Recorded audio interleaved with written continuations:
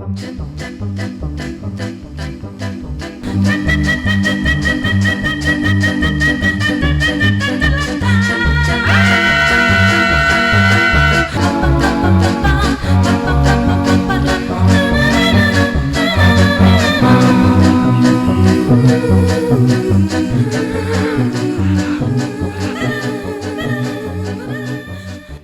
Allan Arkush, and welcome to The Last Reel. Think of me as a video columnist, and this is my beat. It covers music, movies, and television. Each episode of The Last Reel will have a premise, and the premise for this one is a question. Do you still go to the movies? Are you satisfied with having the movies come to you? In my lifetime, the act of going to the movies has changed drastically. I used to go to places with names like the Rialto, the Oritani, the Embassy, and I'd walk from my house to the Lee Theater. For big special events, we all went in the car into the city to a movie palace like Radio City Music Hall or the Roxy, and it'd be a stage production and a giant movie with an overture like West Side Story or Lawrence of Arabia. Now, this has been on my mind ever since I saw this movie, The Smallest Show on Earth.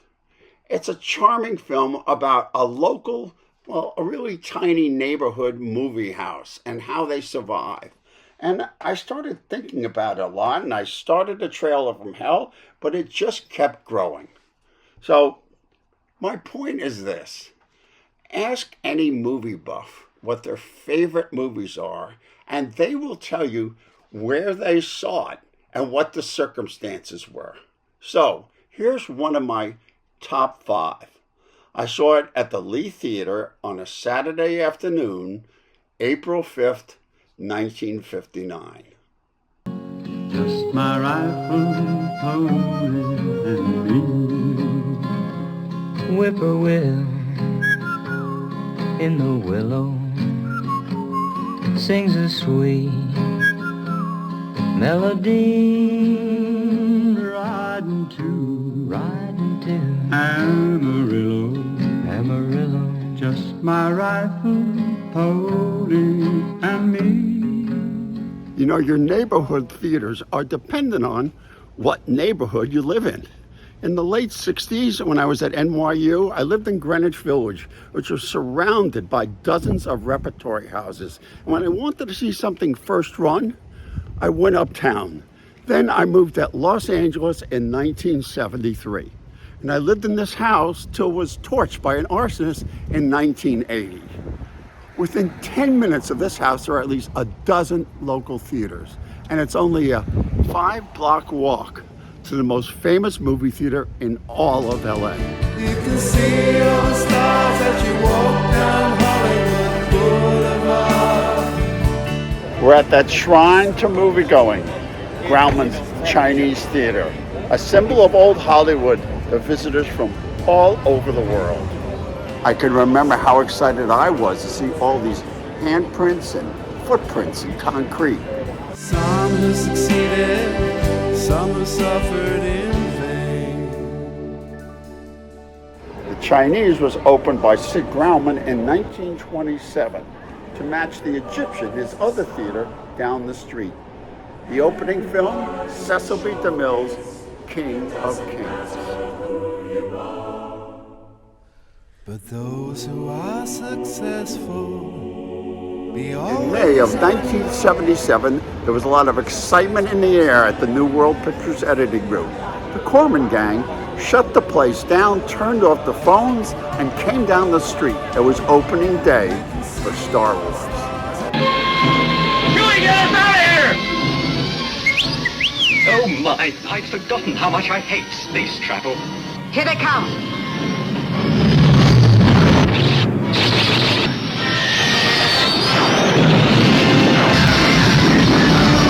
There was a time when every block on Hollywood Boulevard had its own movie palace. Right across the street from the Chinese is the El Capitan.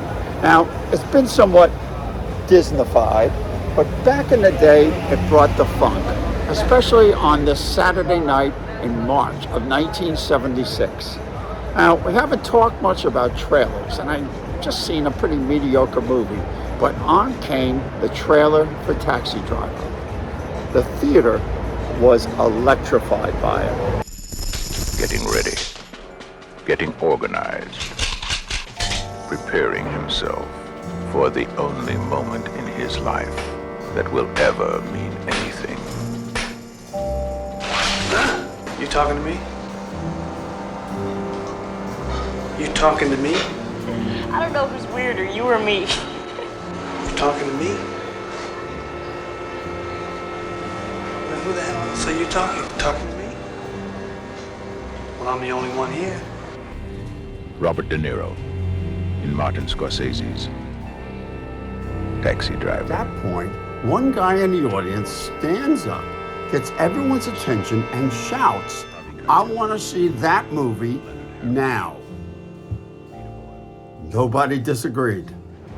After that experience, this old trailer hand thought, well, I better up my game. In 1922, the Egyptian became the first of the Hollywood picture palaces. It opened with Douglas Fairbanks and Robin Hood.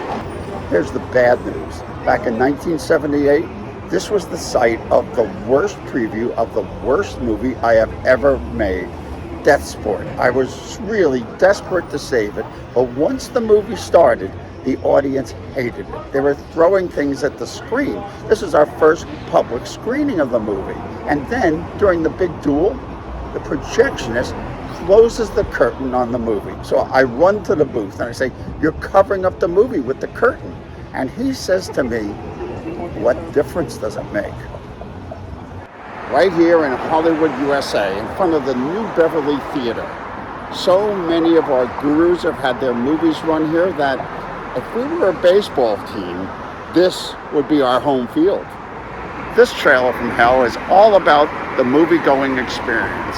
Like that can be found in The Smallest Show on Earth, directed by Basil Dearden. In the non-fiction world, the address where the new Beverly stands was originally a candy store, then a vaudeville house specializing in comedy with the likes of Phil Silvers, Jackie Gleason, even Dean Martin and Jerry Lewis.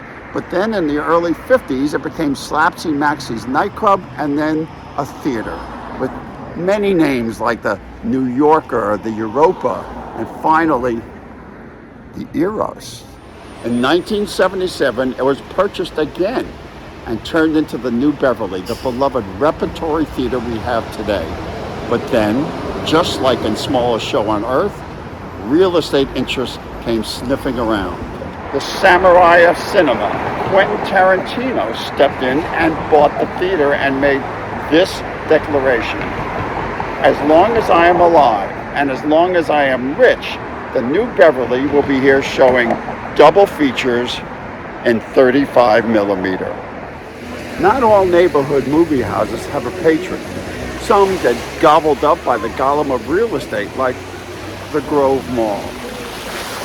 They strip mined the Gilmore Drive, and for $100 million, they built this place. But it gets 90,000 visitors a day, and you can see why.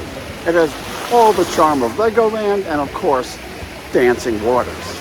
At the center of it all is the Grove 14, a cinema colossus of 14 screens. A night at the movies here for two people would probably set you back about $50 with snacks. But for that money, you get a franchise movie, an endless supply of commercials, and repetitive trailers. A night at the movies, 2024. Starting in 1948, everything you see was the Gilmore Drive-In. That's right, spaces for 750 cars. And they used to have what's called $1 a night for each car. So the whole family could pile into the station wagon, bring some friends, have peanuts, popcorn, and pizza, all for $5.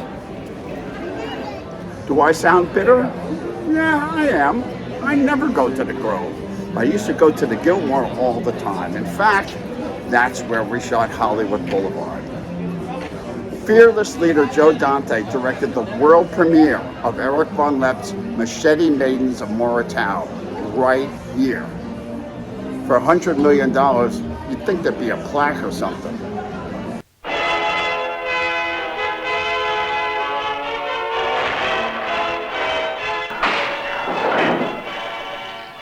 You're the last. You'll never be a star now, you little cunt.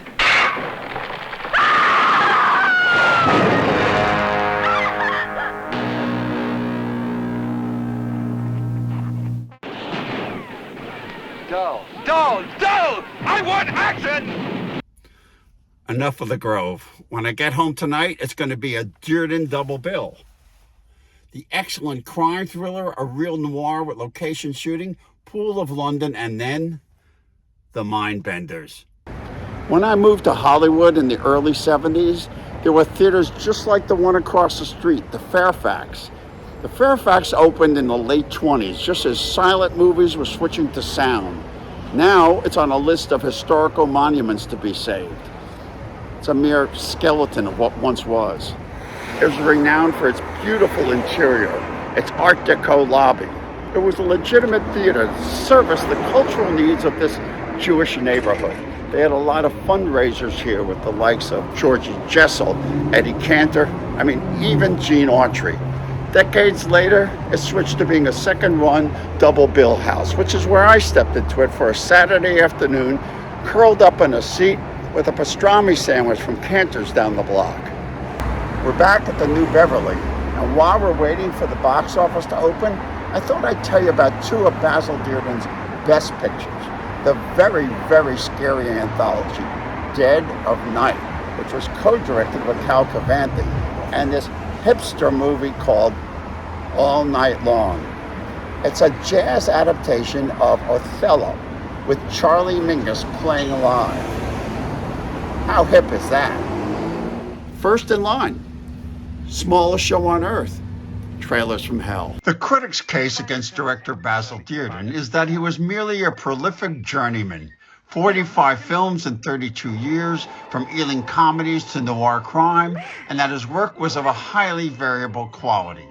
Guilty, and not guilty. I'm out to prove that this Valentine to the old neighborhood theater is indeed a gem, and that the skills he learned doing Ealing comedies shine through.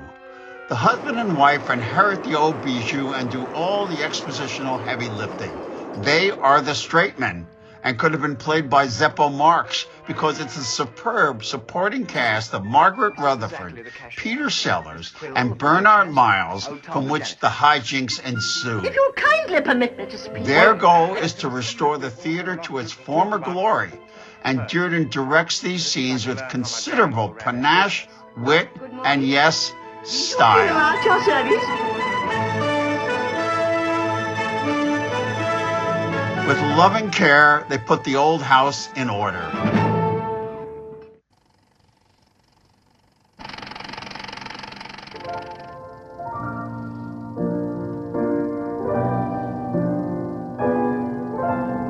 Old films, Mr. Spencer.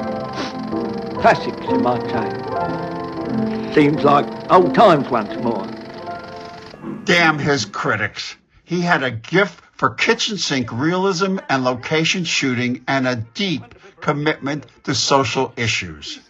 This trailer was made to promote the lovingly restored reissue of our trailer. Ladies and gentlemen.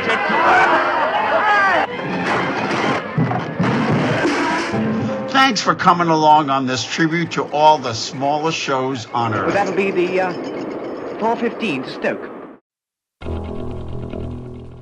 Before the film runs out on the last reel, I'd like to encourage you to go out to the movies, especially to a local independent theater, because you never know when the magic's going to happen again.